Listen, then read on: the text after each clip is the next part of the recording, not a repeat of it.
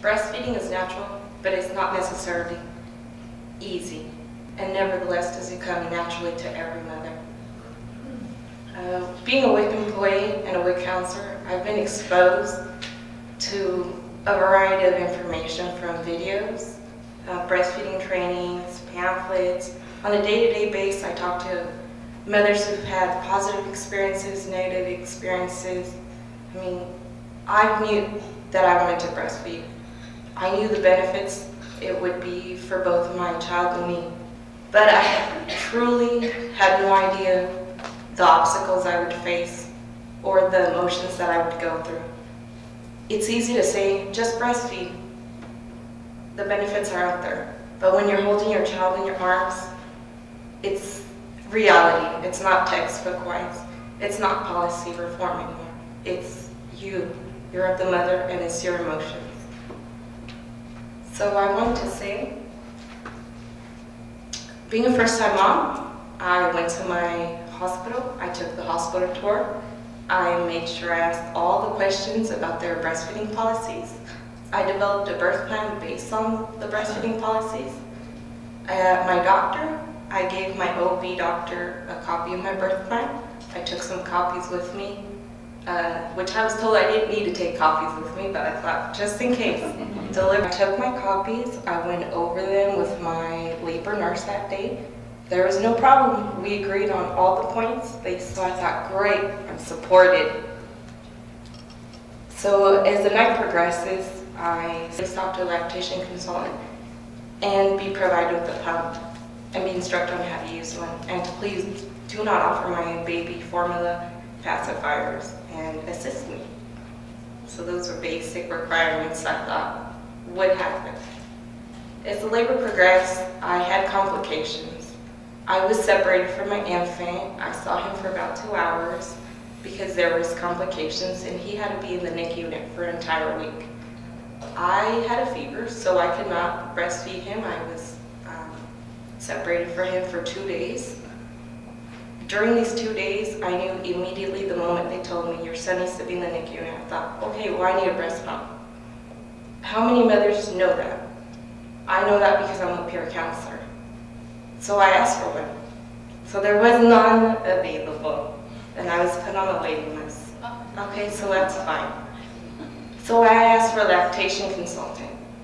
I'm not sure if it was because of hospital breaks or, staff changing. There was not the fluidity of the information from one nurse to the next, but I did not see anybody that day. The next day came. I still asked for a lactation consultant. I could not get one because, once again, I'm not sure, but I requested one and I was not provided with one.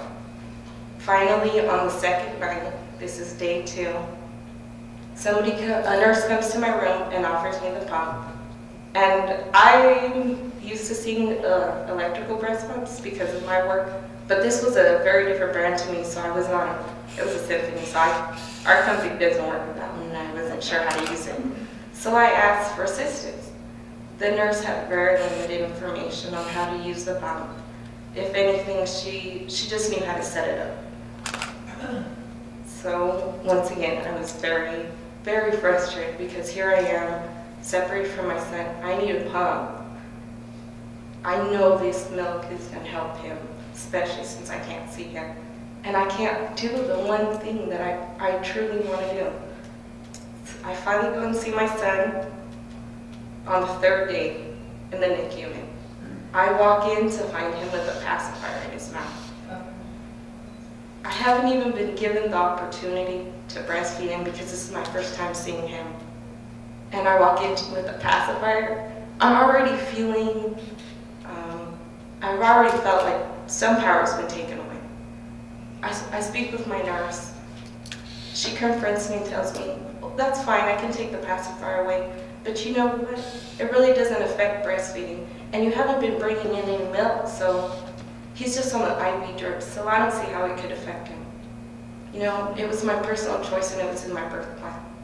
Birth plan, which I felt like I typed up, I gave it to them, I informed them, but nobody read, or at least it seemed like that to me. At the end of my first visit with my son, they tell me, you need to make a choice. He's been in an IV drip for 2 days. Are you going to formula feed him, or are you going to start bringing a certain amount of breast milk? I cried at that moment. I didn't know what to say. I thought, aren't I supposed to be empowered? Isn't somebody supposed to help me? I've been asking for this help, and now I'm faced with 2 options, formula or bringing in a certain amount of breast milk. I thought, when was I given the opportunity to even try? So I gave in. I told him, sure, is that what is going to help my son? Even though I knew that wasn't the answer, but is that what's going to help him get released earlier? Because I want to take my baby home. They said, we need to see that he's in a certain amount before we can release it. He was also not taking the formula very well. He had some other issues. So finally, that day I told him, okay, but can we work something out? Can I try to breastfeed him at least before you give him the formula? They said, yes, that's fine. Once again, I asked for a lactation consultant because even though I knew we had practiced the latching on techniques, I've seen a ton of videos, you know. We have breastfeeding dolls that I teach other women how to use to correctly position their baby. But when you have that infant in your arms and he's crying and he's hooked up to a machine and you can't move him because if you move him too much, the machine monitors go off. All of a sudden, this is real life. This isn't a textbook. This isn't a video you're watching. It's your son or your daughter you're holding in your arms.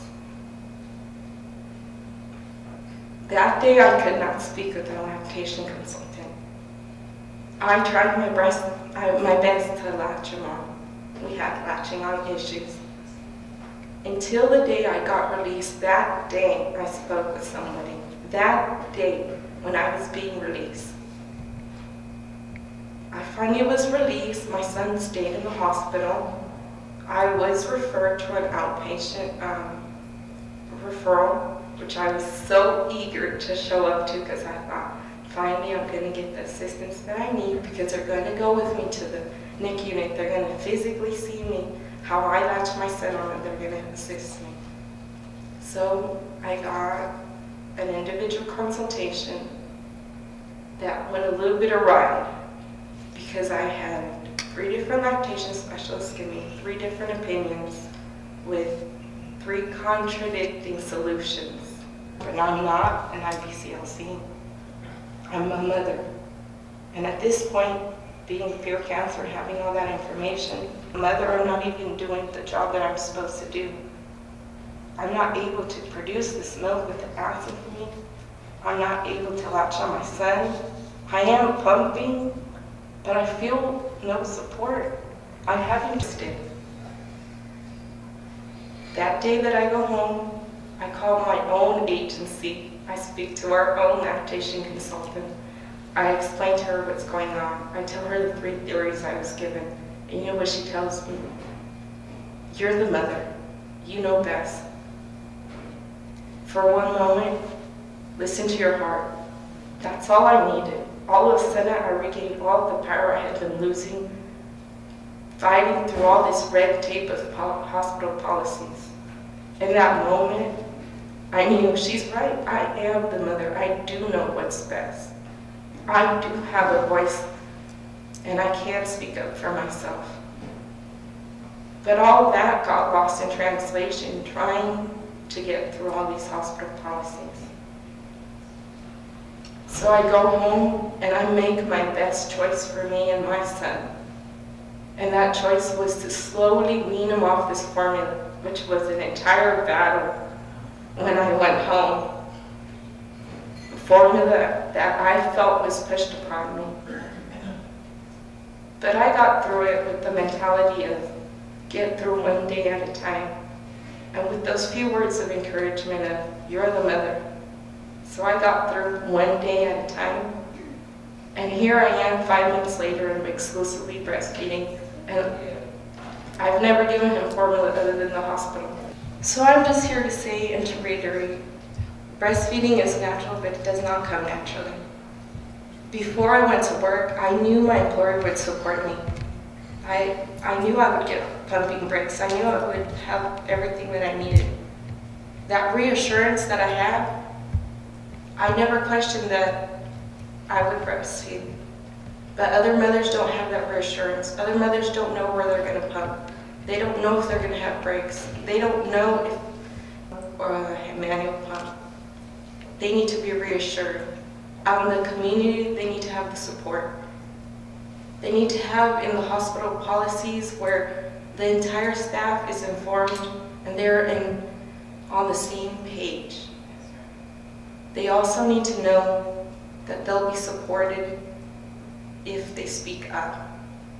They don't need to feel like they're the exception. And that's truly how I felt. I am the exception because I'm breastfeeding. No, they need to feel comforted and supported.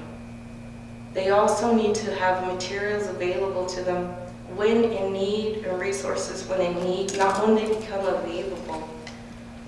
You need those counselors, you need to talk to a lactation consultant in those early days. Because by the time you go home, you already made the choice that you're going to stop. Because I question myself on a day-to-day basis, even when I get home. Am I making enough milk? I know I was, but you still question yourself. But you need the support. And if you take nothing away from all this is, textbook-wise, of course, the statistics are there. There's plenty of cases. Breastfeeding is great. By far, it outmeasures formula. But think about how mothers' emotions are tied into it. It's not as easy as saying, yes, I'm going to breastfeed. No. Think about how their community approaches breastfeeding, their family members, their work. They think about all those things before they even consider breastfeeding. It's their heart first. And when they hold their infant in their arms, all of a sudden, sometimes, formula does seem better. Because it seems convenient. Think about all those things before just saying, well, why don't they breastfeed? Because it's not that easy. But it can be done. It definitely can be done. And it's very rewarding. So thank you very much.